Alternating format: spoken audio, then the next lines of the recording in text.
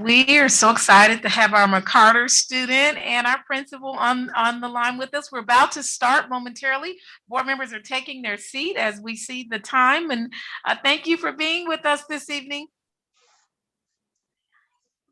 Hi. Hi, Dr. Anderson. Oh,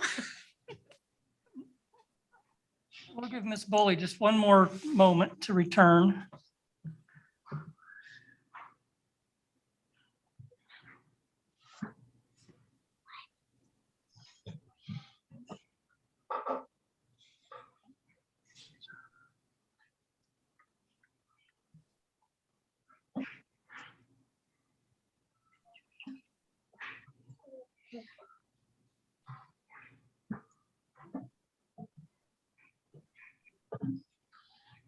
Okay, I think we're ready for the Pledge of Allegiance.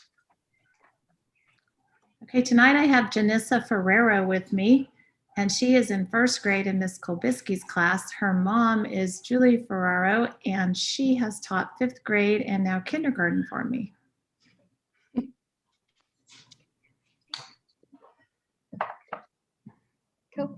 I pledge allegiance to the flag of the United States of America and to the republic for which it stands, one nation, under God, indivisible, with liberty and justice for all. now that is the best pledge I have heard all year. You were excellent. Oh, and now we have the whole screen. Yeah. You're welcome. Everybody can see you. You have tons of people watching you. I'm going to turn it over to the board to ask you some questions and your and maybe your family some questions as well. Janessa, it's Janessa, right? Is that you or your mom's name? You're Janessa? Uh-huh. I can't believe you're in first grade and you did so well. Indivisible is a long word. You did great. So thank you so much for leading us in the Pledge of Allegiance tonight. Does anyone have any questions or comments? Mrs. Boley has something, it looks like. I'm always interested in what you want to be when you grow up. I want to be a doctor. We love that. We have 3 on our board here, and they will be so excited if you do become a doctor. That'll be awesome. Yes. Want to be a human doctor or an animal doctor? Person doctor. Oh, that's still a good question. Thank you so much for leading us in the Pledge of Allegiance. Do we have a certificate for Janessa? We'll pull up the certificate we have for you, and it says Topeka Public School District recognizes Janessa Ferrero for your service at the April board meeting, and we're presenting this to you. We'll be delivering it to your school tomorrow. We are so proud of you, and we thank your mom for her service as well. Yeah. So again, congratulations. This is the week of the young child, and you did an exceptional job on the pledge. Congratulations. And you have a beautiful smile. Thank you.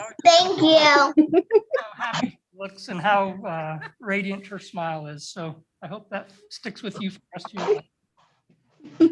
All right, thank you, Ms. Cooney and family. The next item is our proclamation for the week of the young child. And Mrs. or Dr. Anderson, we need to adopt the agenda first. Oh, we still have to adopt it. You got me so excited over there. Oh my goodness. Oh wait, Ms. Ferrero, we'll stop there. We'll just go back to the agenda here for just a moment and entertain a motion to adopt the agenda, and then we can move on to school highlights. Mr. President, I move the board approve the agenda as presented. We have a motion. Do we have a second? Mr. Munoz offers a second. Is there any discussion on the motion? I don't see any, so Mrs. Lister, we're ready to vote.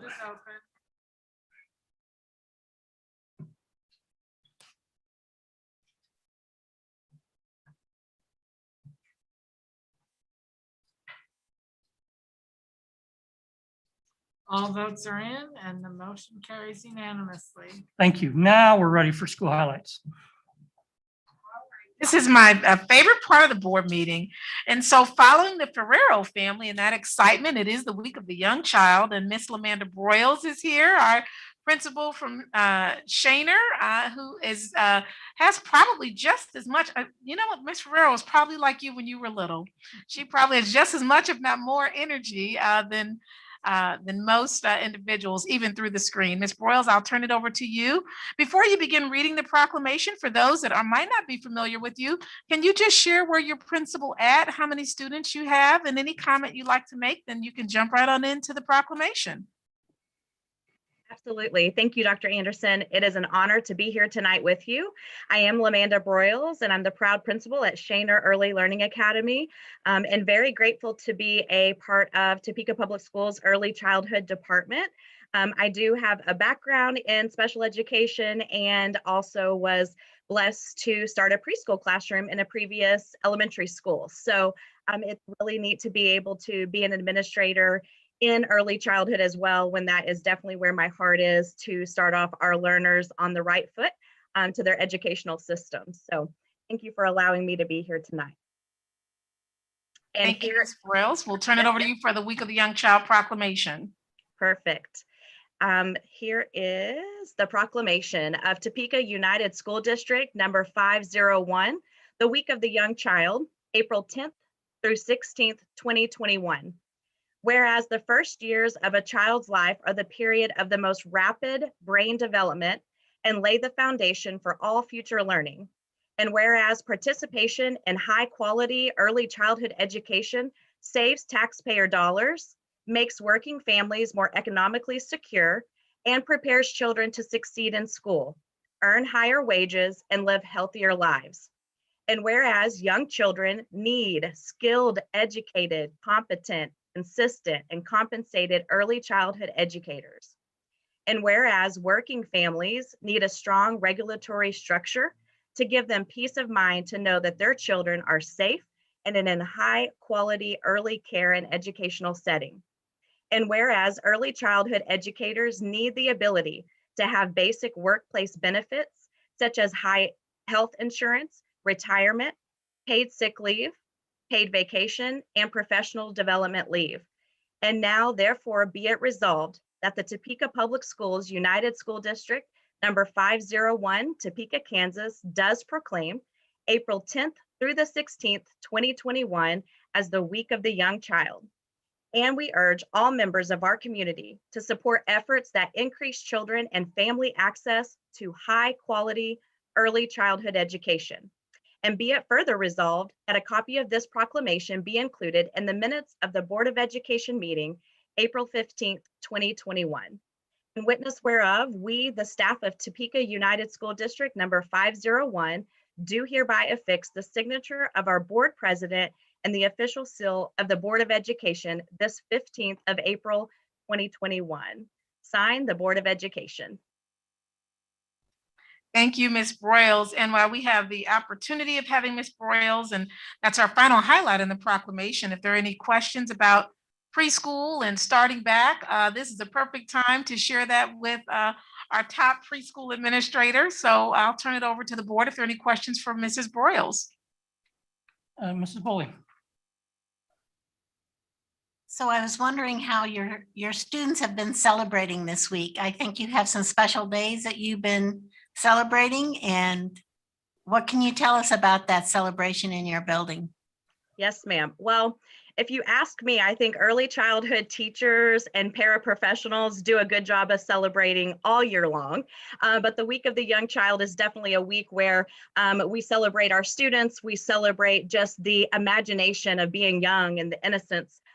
And we follow kind of the week that the NAEYC plans out, just so that we are in support and coordination with them. So for instance, Monday was Music Monday, and the children not only used instruments that we had, but they got to create their own. And so they were able to do that and play with the instruments they had. I'll be very honest, I also told a little fib, because my students, I was in a classroom and they asked me if I could juggle. They had little eggs that were filled with rice. And I said, sure, Miss Broyles can juggle. And I tossed 2 in the air and they thought I was juggling. They didn't realize that juggling really counts for 3. But they did it and we played with that. Tasty Tuesday, we did Work Together Wednesday. that was really neat. Students did tasks around Shainer's building, and they worked together from cleaning up our area to games that required them to talk and to communicate and work together as a team. So just lots of things that are engaging. I've also seen amazing things. Don't ever want to forget our early childhood teachers that are in the elementary buildings, that are at Sheldon, Pine Ridge Prep. Everyone has been doing an excellent job to celebrate. Thank you. Thank you, Ms. Broyles. That is the final proclamation highlight. We have no additional proclamations. Remember last week we had like 4. That is the only one for this evening. So the final highlight for the entire evening is our college prep students. I'm going to turn it over to Reverend Williams for this one because this is the National School Board Association event. Ms. Foster is on and we have a certificate. We certainly can proceed with sharing the certificate, and then Reverend Williams, if there are comments that you'd like to share, I'll read the certificate and welcome Ms. Foster and her students, and we'll pull their pictures up.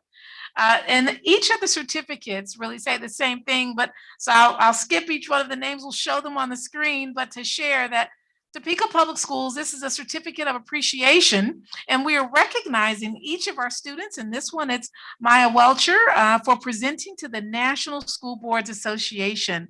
And with that presentation on student voices and racial disparities, they did an excellent job. I'm going to turn it over to Reverend Williams first to share what this was, and then allow for Ms. Foster to share any comments as well as our student. Their session was titled Voice of the Child, and I would want to say that saying they did an excellent job was a misunderstatement. These young ladies displayed confidence, calmness, composure. I participated virtually in some other sessions with adults, and they put them to shame, to be honest with you. I was very proud to be a part of Topeka Public Schools going into their session. When we videotaped it about 2 or 3 weeks ago, but when it actually was presented to the nationwide audience, it was just stuck out. Ms. Foster's to be commended as well for the work she does with our young people. And now the whole nation knows about the Topeka Public Schools College Prep Academy. Thank you, Reverend Williams. With that comment, I'm going to turn over to Ms. Foster. Ms. Foster, are we missing a student on the screen? And we might only be able to bring 6 or 7 up at one time. And if so, we'll switch someone out. Are we missing one of your students, Ms. Foster? Yes, ma'am. We are missing Maya Welcher this evening. She had to work. So she sends greetings to everyone and apologizes that she could not be here with us this evening. Oh, thank you. We just wanted to make sure she wasn't in a waiting room and we just didn't bring her up. So with that, Ms. Foster, we'll turn it over to you. The fact that you have a young person as young as she is working kind of speaks for itself, and the character that your young people in the college prep also display in managing that and other obligations. Ms. Foster, do you have any overall comment? And if you would like either one of your students or both to make a comment, we'll turn it over to you to facilitate that. Thank you, Dr. Anderson, and thank you, board members. It was definitely a pleasure to have our students have this speaking opportunity. And I shared with them that they are now nationally known speakers, and that is an amazing accomplishment. So just very grateful for the opportunity, very grateful for the support that we receive for the college prep program.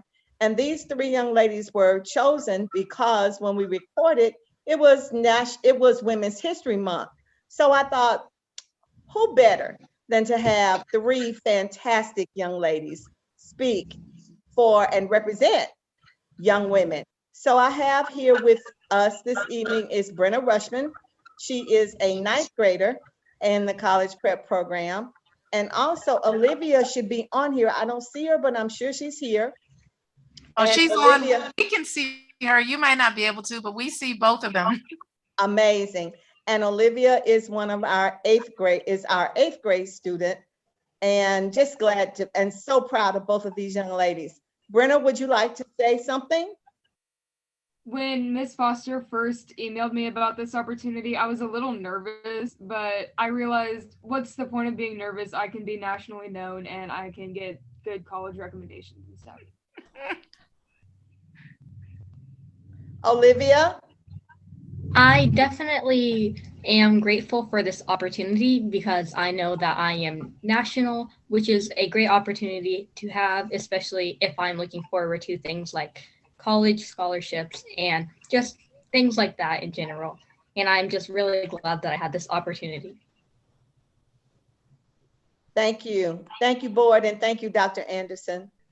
Thank you, Ms. Foster, for all that you do. And we are so proud of you. For our scholars, I was on there watching as well, as were other board members. I'm going to turn back over to our board president so other board members can ask questions. I know we have a couple questions for Olivia and Brenna. If I don't see any hands, I'll ask. Mr. Munoz has one, and then Ms. Boley. So tell us about if you could, a little bit about yourself, and also what was the process like getting ready for this occasion? I'm Brenna. I am a freshman at Topeka West High School and a second-year college prep scholar. I do a bunch of. I think I think you pressed mute, maybe on accident, maybe not. So Brenna, we can't hear you right now. I'm gonna pause that for a minute. We still can't hear you. Olivia, can you try to answer that question? See if we can hear you. I can try to. I'm not sure if you can hear me because everyone appears to be frozen on my screen. Okay, we can Would you hear still you. like me to answer? Yes, ma'am. We can hear you just fine. Brenna, we're going to come back to you to see if the audio, you started off, you have us on the edge of our seats, Brenna, our Topeka West scholar. Olivia, do you want to go ahead and answer that? Then we're going to come back to Brenna and see if we can hear her. Yes, I am Olivia. I am an 8th grader at Robinson Middle School and a second-year college prep scholar. I am unaware of the college I plan to attend, but I do know that I would like to do something with writing. And I am enjoying this college prep opportunity because I believe that it gives me chances that I am able to take newer chances, and I have more freedom, I feel like.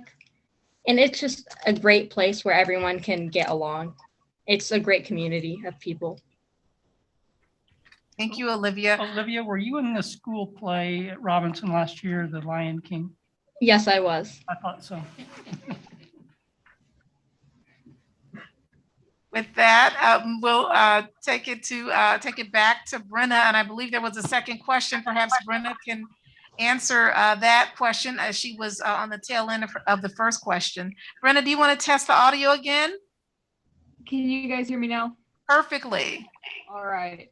When I was preparing myself for this occasion, I was a little nervous, but then I realized, what's the point of being nervous? I can get a bunch of good scholarships and I can be known nationally.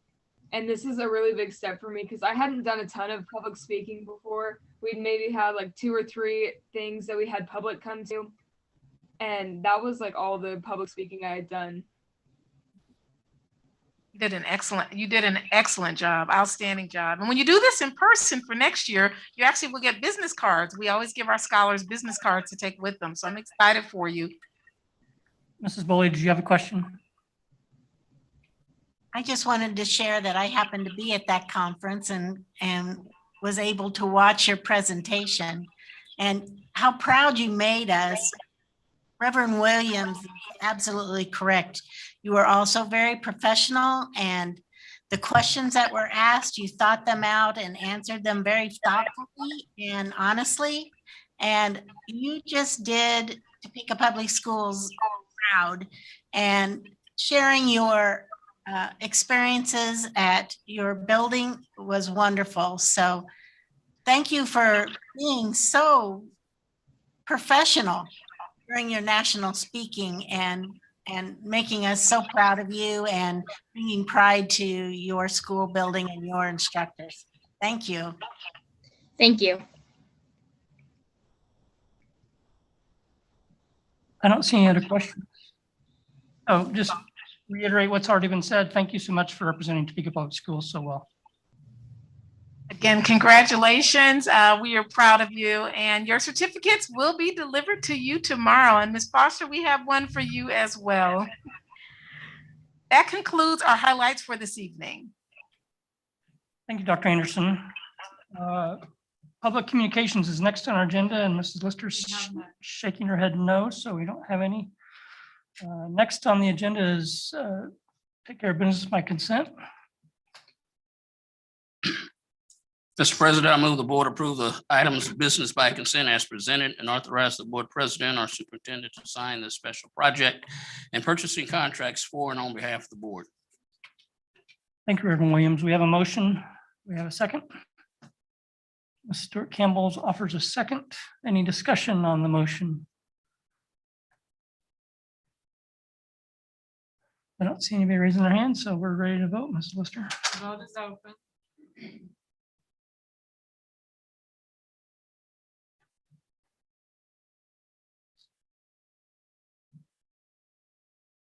It's not? We're not seeing anything, so all those in favor, raise your hand. It looks like it's unanimous. So we'll, Motion carries unanimously. thank you. Next on the agenda is the superintendent's report. All right, this evening, we're really excited to talk about and learn about biliteracy as we prepare to do that. Mrs. Wallace, Ms. Curry are both on, who are our staff members that address the EL department. They also address matters related to curriculum, biliteracy, dual language, migrant, and a variety of other matters. But this evening, we also have a guest speaker, and we're so thankful for her willingness to create time to attend here this evening.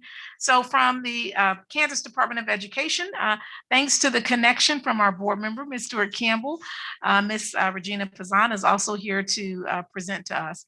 We'll first start very briefly and quickly for Ms. Wallace just to make any comments that she'd like to make, and Ms. Curry to give a 30-second comment just as an overview, because this really is this evening. The time is really for KSDE to teach us and to help us grow. Ms. Wallace, is there a comment that you'd like to make? I would just share that 3 years ago, we started our series on literacy, and it started off relatively strong. And since then, we are looking forward to hearing to opportunities and ways in which we can grow this program. And I would introduce Ms. Curry. Ms. Curry, I think you're on mute, but is there a 30-second comment you'd like to make? Yes, in 2016, Kansas State Board of Education adopted the seal. And since then, we've had about 17 kids earn the seal. And to earn the seal, they have to pass tests in the area of reading, writing, speaking, and listening. And so also Lauren Nichols has been really involved in this. She's diligently began the program and has really worked hard with it. So we really owe her a thank you as well.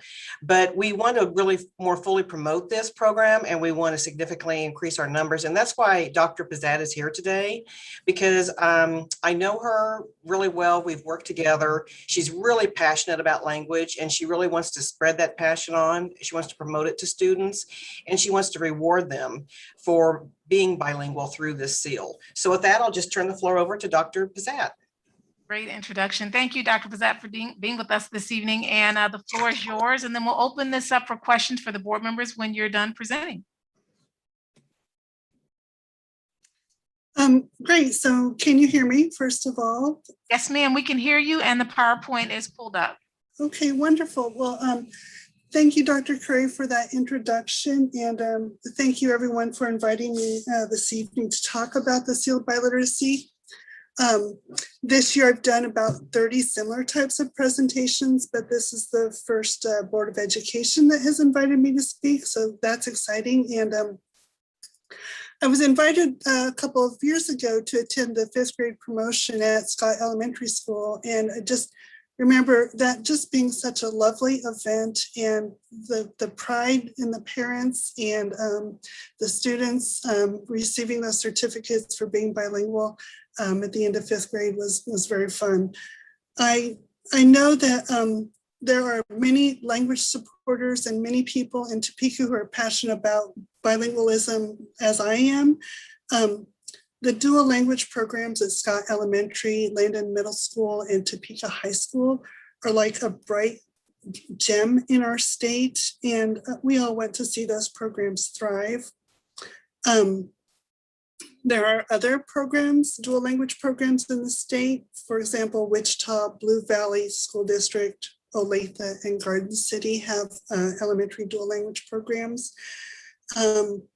But none of them are as advanced as Topeka's program. So if you would advance, thank you, to the next slide there, and you see this is the places in the state where we have the seal of biliteracy being earned. And the next slide as well. And we can see Topeka is on this list and has been there since almost the very beginning. Next slide. There's way too much information on this slide, I know that, but if I talk you through it, I think it will be manageable. So if we look at the very top there, we see from the very beginning, 2016, as we go towards the right, it is each year as we progressed. In the first year, there were 10 districts. In the second year, when Topeka joined, there were 16 districts participating. And now we have double that, we have 32 districts. And that was last year, we had the pandemic. So to see that type of increase is really exciting to me, who oversees this initiative. And we can also see from the first year, there were only 4 languages represented in the state. And now we have 10 languages represented in the state. And I can tell you this year, we're going to add even more. So again, this initiative is growing, and I'm so glad that Topeka has been there right there from the beginning. I think, the next slide, thank you. Just so you can see the progress, and at that last box on the right, in the bottom corner, the languages, the ones that are in gray are the areas where I think we could also be representing students in the seal of biliteracy. So Arabic, Chinese, Tagalog, Swahili, and Vietnamese, as well as Spanish, of course. I looked at the first languages report from the state, and I noticed that there were speakers of those languages in the Topeka School District. So hopefully that's helpful information as well. And we do have assessments that have been approved for all of those languages. And I just heard from a school district this year who is recognizing a student in Tagalog. So I'm just get excited when I see a new language pop up on our list there. So next slide, please. So give me just a second to look at my own here. So things that we might want to be telling our stakeholders when we're promoting the seal of biliteracy. And we should be doing that not only to students, but to parents and our other teachers as well, because it's important, I think, that everyone understands some of the issues. So next slide. As we all know, language is an important component of identity. Students should feel proud of their complex identities, should feel proud of their literacy in more than one language, and proud of their intercultural competencies. They should be proud that they fit in as they are. And in fact, they can fit into more places in this way than if they were only had one language or one culture. Thank you, just said it right there.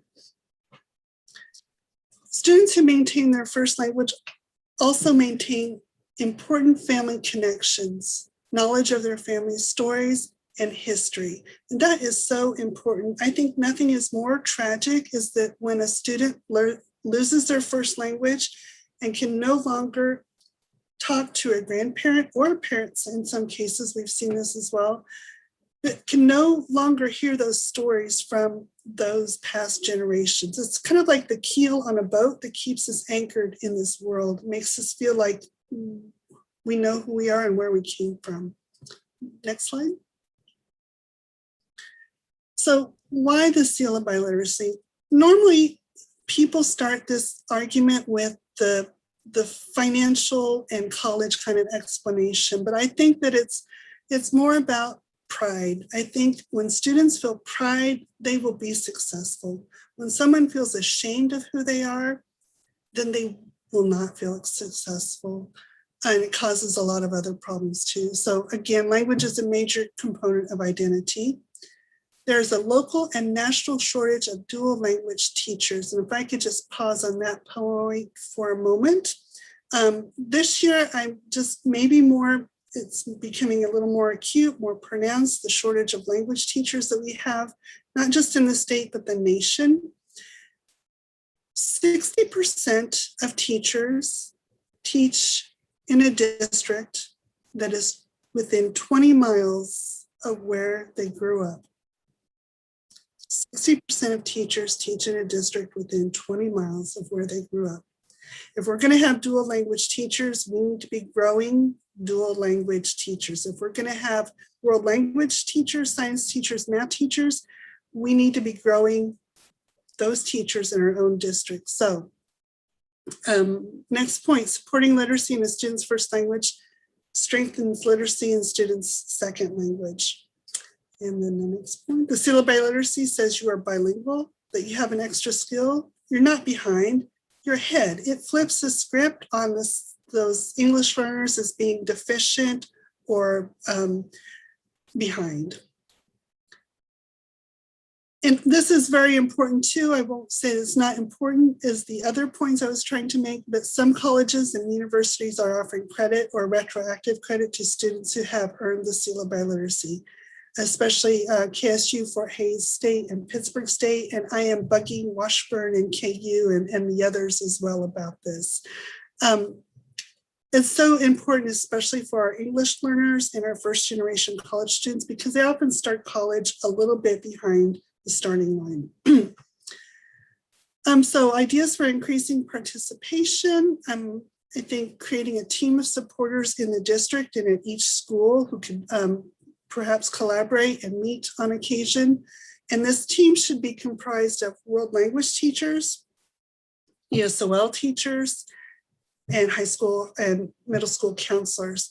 The seal of biliteracy is not just for English learners, it's for everyone. And so it's important that everyone kind of be on the same page. Some other ideas for increasing participation is placing posters in the high schools and perhaps middle schools too, and getting people out to the middle schools to talk to students and parents. I'm not sure why I put Excel spreadsheet on there, but maybe that'll come to me in a moment. I guess getting people to help with these things like the Excel spreadsheet and the printing of the certificates and all the kind of, the administrative tasks that go along with the seal of biliteracy. Next one. So some ideas also with regard to regalia and certificates. Next slide. This poster here on the left, I can send you that and you can have that printed in color to post in the schools. This one on the right is one that Garden City created for their own schools.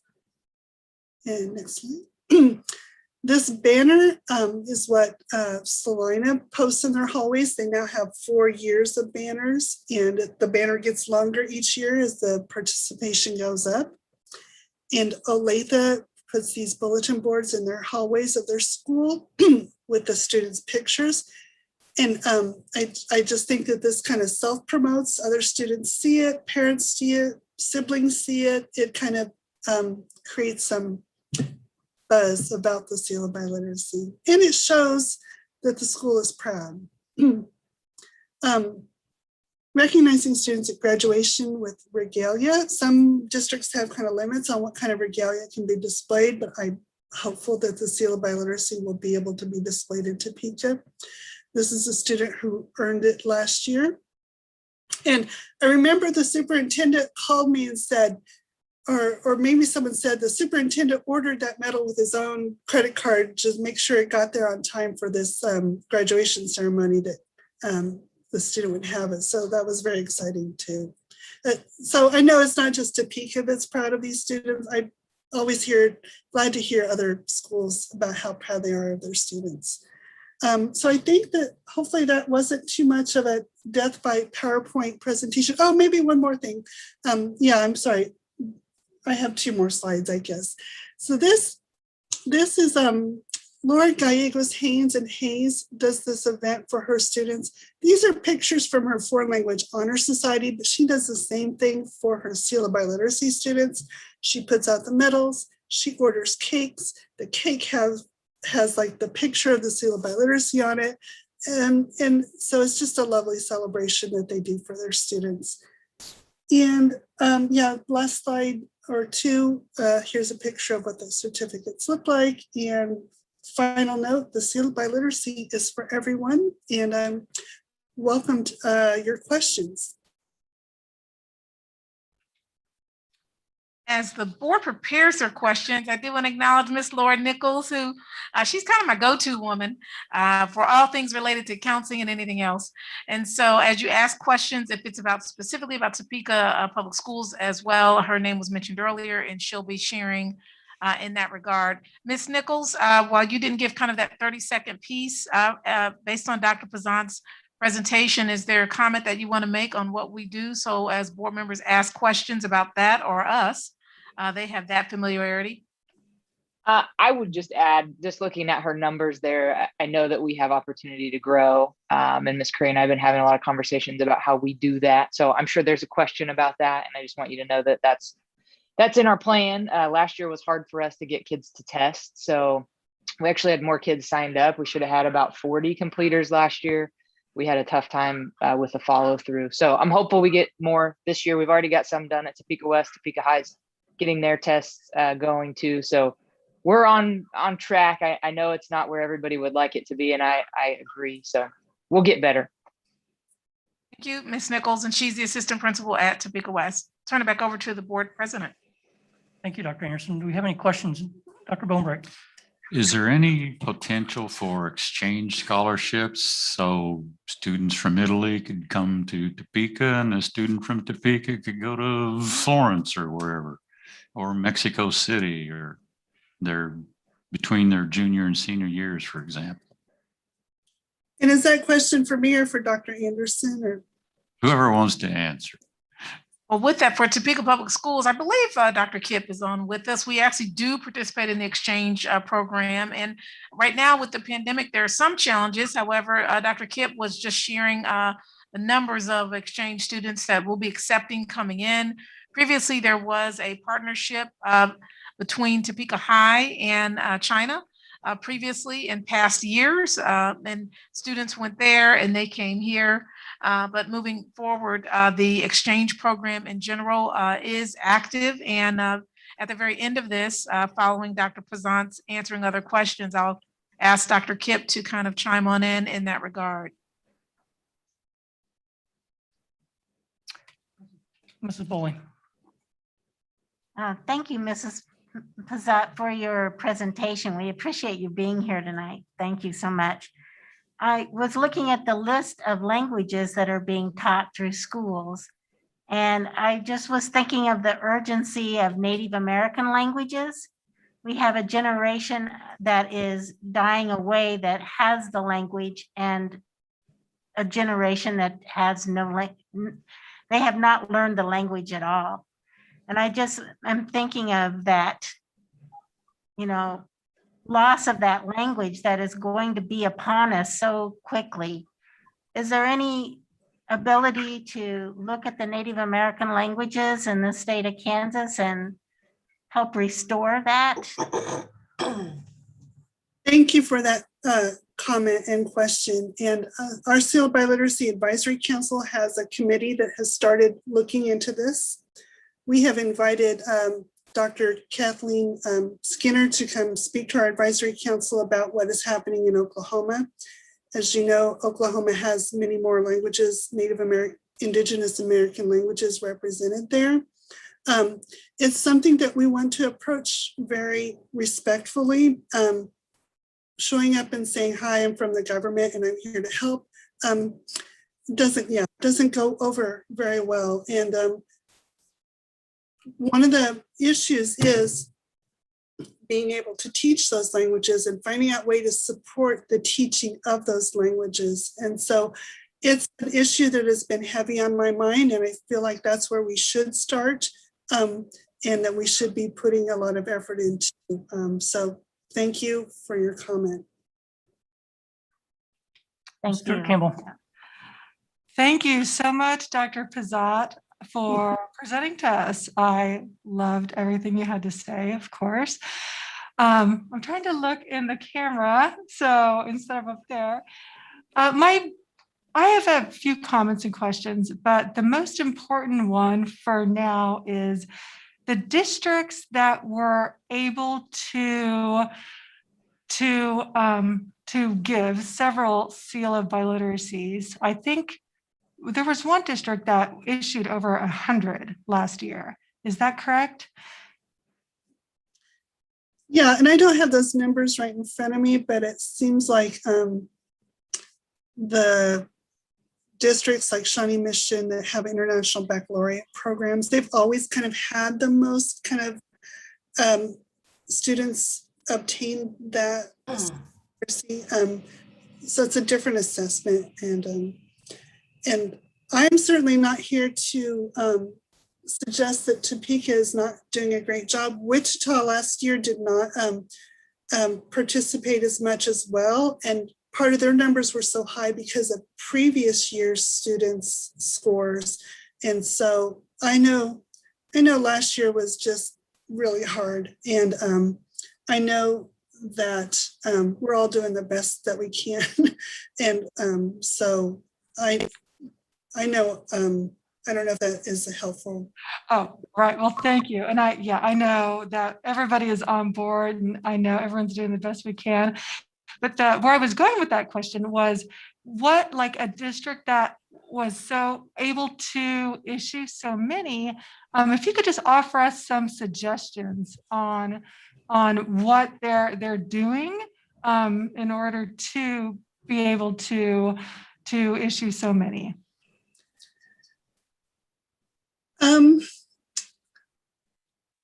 That's a good question. Maybe I think because there's a good support team, and so it might help if Laura had a couple of other people helping her, and maybe you do already, Laura, I'm not sure, but maybe if there was more of a committee or a team.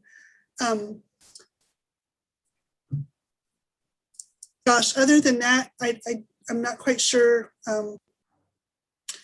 I mean, I think you're doing the right thing. I think you're going in the right direction. Last year was hard. I would get a team. Also, I mean, feel free to call me anytime and help with like any kind of issues you're having. But I think promotion in the schools, promoting at the very beginning of the year, so students are getting prepared for it in September, and so it's not kind of sprung on them in April. Not that that's what's happening in Topeka. Also talking to students as they're freshmen and middle schoolers, so that they're thinking about it well ahead of time, not just like, oh, I'm a senior now, I can earn this. So that might be another helpful way. Last year, a lot of schools were not willing to do the at-home proctored tests, but some schools did, and we allowed that to go forward, to have the stamp and the apple be administered at home with security in place for those exams. So hopefully those types of things will help move the initiative forward. Promote, promote, promote, celebrate, celebrate, celebrate. And I can see that Topeka is really good at that. I really love the opening of the students featured in the music program, one of the top in the nation, and the certificates given to the student who did this, the Pledge of Allegiance. So I know that Topeka knows how to do this. Yeah, can I just also throw in, I was at that promotion when you were there at Topeka High, the 5th grade promotion. So just the fanfare, the making a big deal about being promoted from a bilingual program, your presence there. And then I know our the representative from Spain and Nebraska also came for the promotion. So all of that I know helps a lot. So that was exciting. So Another question I have, so I know people tend to associate seal of biliteracy with dual language, but, and of course they're related. If you have a dual language program, you're more likely to have more seals of biliteracy in the dual language program. However, we know that there are all these other languages. So like you looked how 501 has Arabic and Kiswahili and Vietnamese in addition to Spanish, but we obviously don't have dual language programs in Vietnamese and Arabic. And so my question is, for those students to receive the seal of biliteracy in their languages, so perhaps you could talk to us about what other districts are doing or suggestions on how we could help support those students in their native language, because the test is not just speaking and listening, but it's also reading and writing. Right. So you raised an issue that just made something click in my mind, Melanie. You said that seal of biliteracy is associated with dual language programs. I'm not sure that that is 100% true, and let me tell you why. Nationally, we know, so it's not Kansas, it's not Topeka. Nationally, we know that students who are earning the seal of biliteracy in the largest numbers are those students who are learning languages in that traditional high school classroom. And what I said about Shawnee Mission and IB programs, those are the students who are earning, who are earning the seal of biliteracy. Those districts put a value on learning a second language. I don't know if that makes sense to you. Nationally, it's our ESOL students who need to be supported. We need to promote this program too. So yeah, so it's not just Topeka, it's everywhere. It really needs to be promoted for our ESOL students. And I'm passionate about that as well. The other thing about other languages, so there's a letter that you can send out to all students at the beginning of the year. It tells them and their parents about the program, has them fill it out, like, do you speak another language? They could put on there. It helps you identify those students right away so you can find out who they are and talk to them about the seal of biliteracy. Wichita, and you might talk to Wichita about what they're doing. Shannon Benoit in Wichita is ahead of that program, but they contact every single student who they think is potential for a seal of biliteracy assessment. So maybe that would be a good way to get those students who have other languages. I'll add a little bit there just so you guys can get an idea of how we do this. So our counselors meet with every junior and senior to mostly talk about college planning and, you know, the FAFSA, what classes you need to take. But this is a topic in that meeting both years.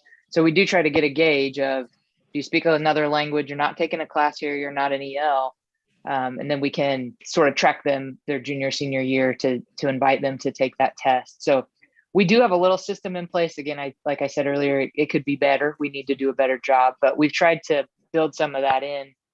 And I would agree, our EL students are the majority of our seal earners right now. I know we've had 2 non-EL students earn the seal just taking Spanish, 1, 2, 3, 4 through high school. So yes, all of those things are true in our district too. And again, that system, trying to build that system up a little bit better is a focus. And Laura, thank you so much for saying that about your counselors in Topeka, because anecdotally, I've heard that counselors aren't always the most kind of pro second language advocates in our school systems. And so I'm glad to know that in Topeka that they are. And that you've included them in the process. Mrs. Bully, did you have another question? Dr. Pizzat, this is Scott Mickelson, and I guess I have a question, and I'm not on the personnel committee any longer, but I was for several years, and it seemed like we always struggled to find dual language teachers. And I don't know if, I guess maybe somebody, Dr. Anderson, Is that still a concern or a challenge? I know. That's less of a challenge now than it has been in the past. We were fully staffed this past year. And Dr. New is a large part of that, and KSDE's partnership, as they have helped have teachers come over from Spain. I think we had 17 or 18. That was what I recall a problem was initially or several years ago, that we struggled with some of the red tape of getting qualified teachers from other countries. And I would say, and I should say it's still a challenge, but it's not as much of a opportunity gap as it has been in the past, where we've been able to start fully staffed. We also, in the past, some years ago, actually started recruiting in Puerto Rico and have individuals there, and that's right here in the States. And then most recently, we gave a staff this past week language survey and identified a number of staff members that speak multiple languages. And that is also an opportunity right there to just build internally. So it's been less of a challenge, but it is still an opportunity for us every year. Are there other questions for anyone on this panel? Mrs. Bully. Hello, Mrs. Curry and Mrs. Nichols. Glad you're here tonight. So do you see any other barriers that would prevent us to grow this program? What is it that you feel that you need as support from a Board of Education?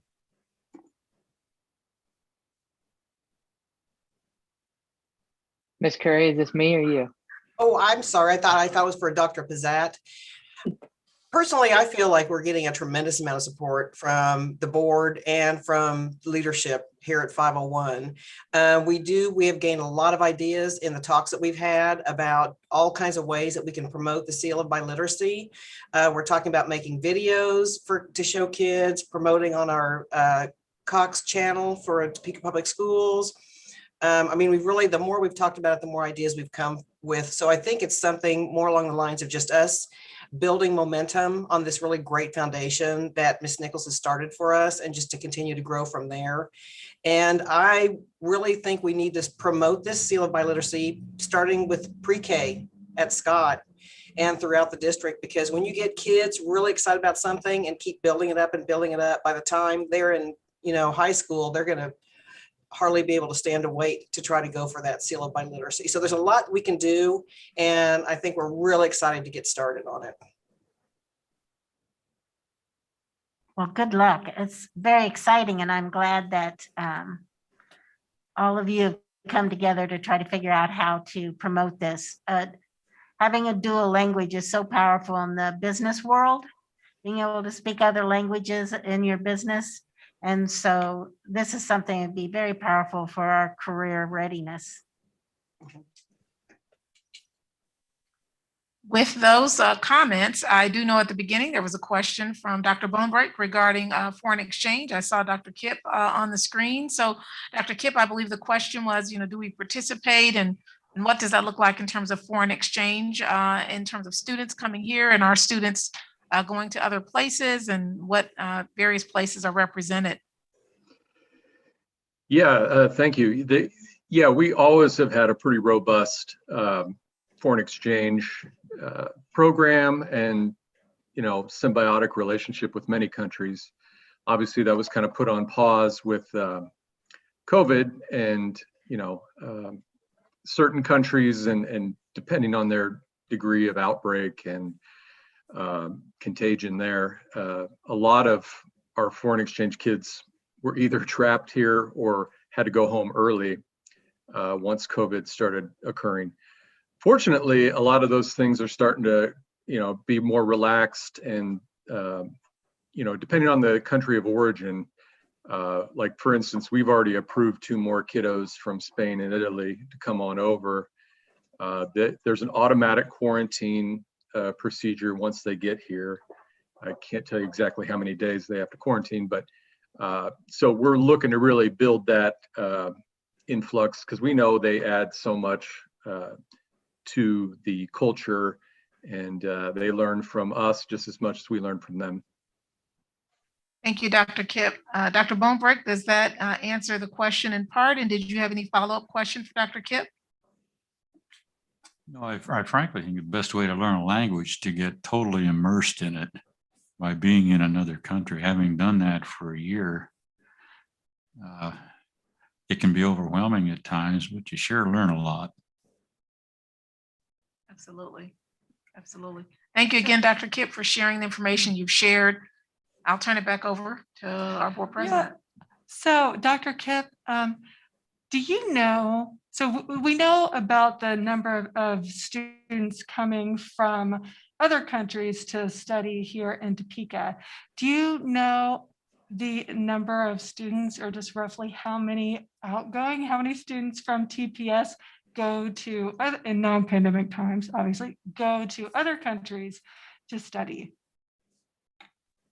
Yeah, like Dr. Anderson mentioned at the onset, years ago, we had kind of a reciprocal partnership with China. And so some of our kids would go over there, but that's really been on pause for a few years now. I'd love to see some sort of sister school arrangement. Once the pandemic kind of settles down, I mean, the sky's the limit on, there are so many opportunities, and so many kids in foreign lands are so desirous of coming here and learning the culture and learning the American life, and vice versa. I mean, like Dr. Brombeck said, I spent some time in Colombia, South America, and it is the best way to learn a language and the culture and the people. So yeah, I'd love to see more exchange, and with the support of the board, we'd definitely like to expand that. Tiene razón, Dr. Kip.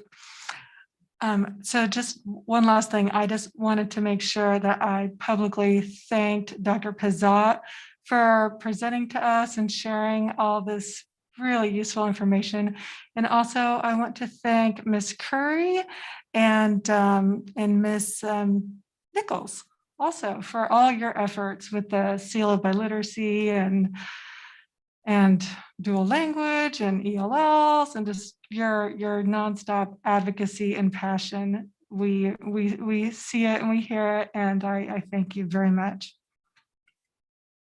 And then thank you to you, Mr. Campbell, for bringing this to our attention. I think you raised it about a month ago and broached the idea of inviting Dr. Pizzat. So again, thank you for your attendance tonight, Dr. Pizzat, and your work with dual language students across our state. Thank you, and have a good evening, Dr. Pizzat. And thank you, Topeka team. We appreciate you and all you're doing. That's all that we have to present for this evening. I will say, as a side note, one of the, in doing the survey, we had just a great opportunity to have conversation with the teacher at Eisenhower who speaks 4 languages, French and Spanish and his native Jamaican language and all kinds of things.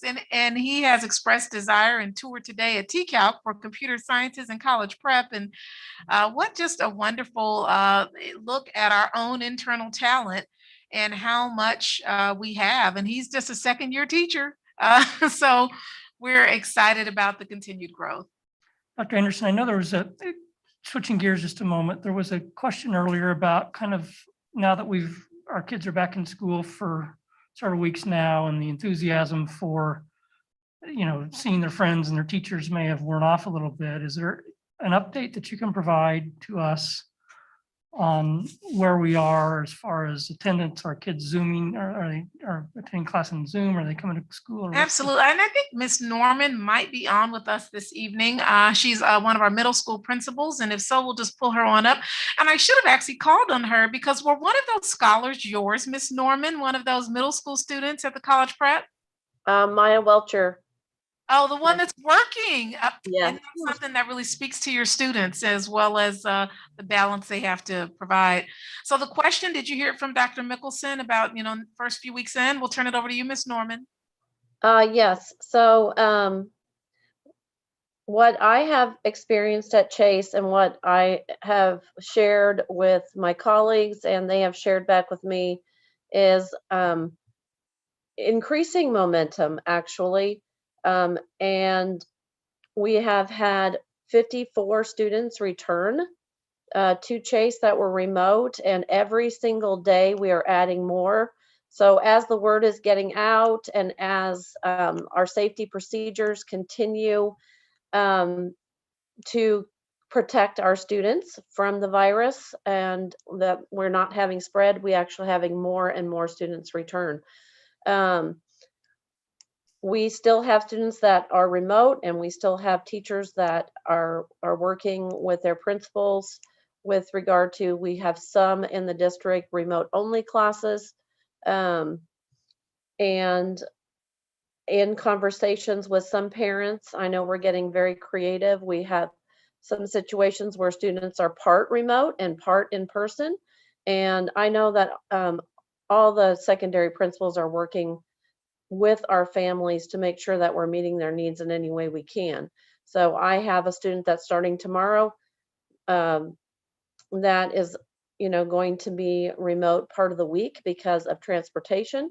So some days they will be able to come and be in the building, and some days because of lack of transportation, they'll be at home, and we are welcoming of all of those combinations so that we can get kids what they need. Thank you, Ms. Norman. Are there other questions for Mrs. Norman, principal at Chase? Did that answer your question, Mrs. Boley, that you were earlier asked?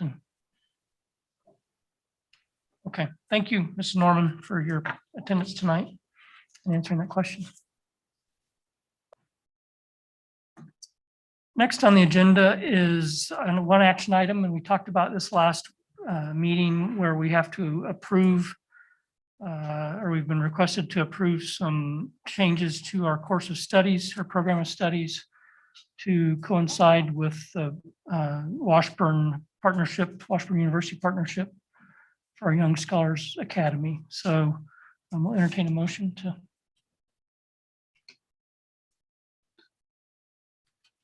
Mr. President, I move the board approve the proposed course changes as presented. Thank you, Reverend Williams. Is there a second? Dr. Morrison offers a second. Is there any discussion or questions from residual from last meeting? I don't see any, so I think we're ready to vote. Mrs. Lister. Vote is open.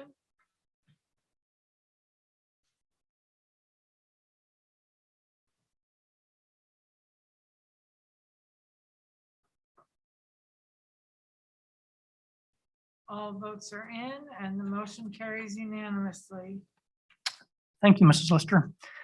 Last on our agenda are board member comments. So we'll start at the end of the table with Dr. Bonebreak. Pardon me, I can't hear you. Guten Abend, Dr. Shane. Dr. Morrison. Just two things. One, Ms. Stuart Campbell, I want to thank you for carrying on the legacy of our dual language program that Mr. Woods thought so very, very highly of. And I know his kids continue in Scott. I think that is a very important part of Topeka Public Schools curriculum. So thank you very much for holding the line on that. And just the other thing, got an opportunity to work with some McEachran students. I know Ms. Boley has the same opportunity. We're going to review some letters about virtual schooling, and it'll be very interesting to see what they have to say. So, Scott, I want to thank you for your leadership right now and a well-deserved award. It has been very, very difficult to lead during this period of time. So thank you very much. Mr. Munoz. I want to call individuals' attentions to a couple of donations made that show up on our consent agenda. One was donation of a half-size cello with bow, which was donated by Manning Music. So thank you for supporting our local music program, as well as an anonymous donor who donated 2 electric bass packages the value of $350. And lastly, Reese's, who's a local employer here, Reese's Fine Foods, who donated $2,500 to Highland Park High School. So those was obviously very generous donation, and you know, everyone chipping in, everyone doing what we can to help support public education, and most importantly, these kids is what we need. So other than that, one other item that I want to sort of highlight is the Shawnee County COVID community indicator rating, which went up to 7. So, you know, we got to keep as much as it looks like we're making progress towards getting through COVID, and you know, many of us have gotten our vaccinations. We still need to practice those habits which we know reduce COVID transmission, and keep on that to keep everybody, you know, keep supporting everybody, and hopefully we'll keep that low as possible. So. Congratulations to you again, Dr. Mickelson, for your award, because you have been so helpful during this pandemic in your leadership, and it's been great to have you at that chair. I know Reverend Williams really wanted it, but but we congratulate you. We want to remind everybody to enroll their students. The enrollment is up, and we are looking for preschool students. We had the week of the child, and we need to encourage you to find that best education for your child in preschool and our 501 schools. So please enroll. We also got a Music Excellence Award. I'm not sure exactly what the title was. I should have been more prepared, but I want to thank our board members that have really encouraged our music department in Topeka Public Schools, and we just got an award for it. So you all should pat yourself on the back for really pushing for that and keeping it in the forefront. And it is paying off for our students and also for our district. Enroll. Yeah, I too want to thank Dr. Mickelson, a much deserved award for leading us with. I was telling somebody recently, I said, well, he's leading, he's calm.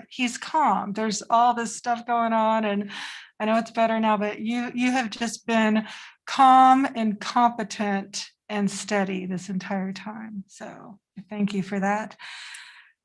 And I also want to say that I'm just so pleased that we got to hear from Dr. Pizza, our state world language coordinator, and all about the seal of biliteracy tonight. And also just really happy to give Dr. Morrison's comments that our TPS dual language program is getting stronger at the high school level. And as my son is preparing to start as a freshman, he's been dedicated to the dual language program since preschool at Scott way back in 2011. And I'm just really happy that he has the opportunity to continue in high school. I know the district's planning like core content at Topeka High in Spanish, and plus more electives, which is great. And also, in addition, we're looking at ways to recognize the efforts of our dual language graduates, such as special recognition at graduation, a mark of distinction on their high school diploma. And with our 8th graders, some are not continuing into dual language at the high school level and there's different reasons for that. So I'm really pleased that our district administration and our principals are finding ways to recognize our 8th graders who are, as they get promoted from 8th grade, who've been in the dual language program. Like, for example, 8th graders just finished reading Mouse in Spanish, which is a Holocaust survival story, for those not familiar with it. That's not easy. I looked at my son's book. I'm like, oh man, it is hard. And so these kids really need to be recognized, and I'm happy that they will be at 8th grade promotion. So that's my comments. Thank you. Thank you. Well, This past week, NSBA conference, albeit virtual, and I just wanted to share some quotes from a few of the presenters. The executive director and CEO, Ana Maria Chavez, said that the coronavirus pandemic has been a tidal wave-sized challenge for the nation, and the full extent of the damage to the nation's children remains unknown. She said that NSBA is fighting for resources to get through this tidal wave while also fighting for resources to repair the damage the tidal wave will leave behind. Instead of destroyed buildings and landscapes, we'll be confronted with learning loss, trauma, social emotional needs, and lives forever changed. One of the keynote speakers who spoke on behalf of the National American Indian Alaska Native Council of School Board members, his name is Stephen Soroka. He said he grew up in poverty in a single parent family. He was bullied for having a crossed eye and speech impediment. Unable to pronounce the letter S, he couldn't say his own name and called himself Mo. Shockingly, his third grade report card, which he's kept, read, "Parent notified, boy is retarded." He said, "I went from a ghetto rat to highbrow intellectual because of education and because of people like you," he said. "This is why I have to make a strong plea for public education today." And Professor Eddie Glaude of Princeton University, who was the NBC's keynote speaker, says that every child is to be understood as someone not only capable of learning, but someone capable of thriving, someone capable of brilliance, someone capable of becoming whoever they aspire to be. Also, since our last meeting, I got out to visit Quincy, Chase, Robinson, Topeka High, and Eisenhower. And on Tuesday, I was at Avondale West. Dr. Grimes thought that I could have some impact on a few of her male students. And so I met with two of them on Tuesday and agreed to be their mentor. And so hopefully I'll have some type of impact in a positive way to change the course of their life. Also, I would just want to again express my appreciation for our students who participated in the Voice of the Child presentation. Also, finally, to Dr. Mickelson, we've been walking on behalf of our students in Topeka Public Schools for a few years. Congratulations, well deserved, and it's a great day to be a Wildcat. It is, isn't it? John and I have been friends for a long time. We started on DCAC together. I think that's where we first met, and we've sat next to each other for 8 years now. So I've appreciated relationships.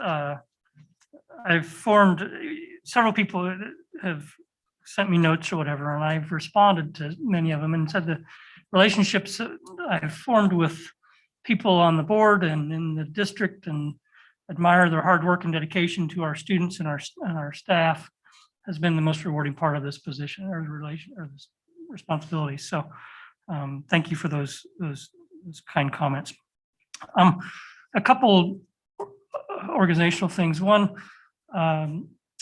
as my last year on the board continues, and I know Dr. Morrison has expressed some interest also, that we've been on several committees for a long time, and we may want to get others exposed to different committees.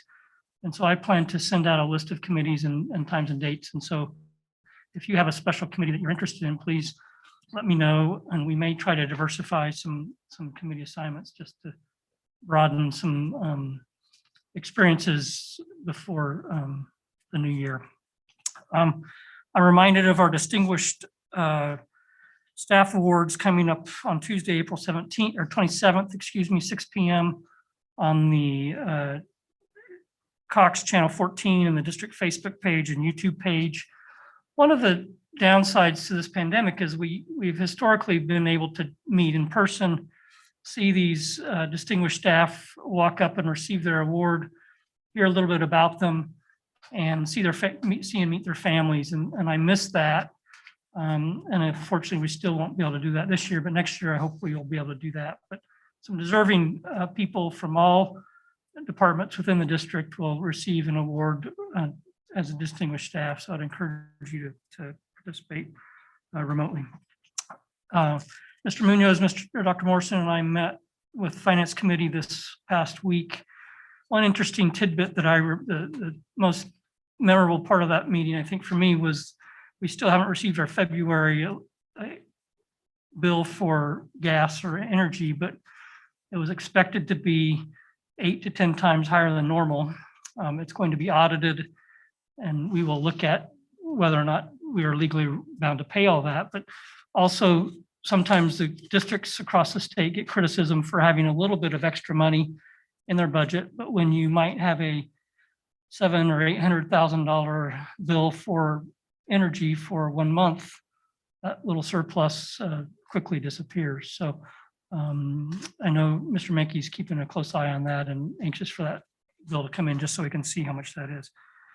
And then I'd echo finally Dr. Morrison's words directed to Ms. Stewart Campbell. We're thankful for your commitment to dual language. I think it's nice to have somebody who's so passionate about it continue on the board. I know Mr. Woods was champion for a long time, and it's nice to have somebody follow in his footsteps who's equally as passionate, probably more so than he was actually. And so we appreciate that and your commitment to dual language in our district. I think it adds great cultural benefits for all of our students, whether they learn a second language or not, to have their peers learning a second language. And hopefully we can encourage more of our students to earn the seal of biliteracy. So that's all of my comments. And so we'll call this meeting adjourned.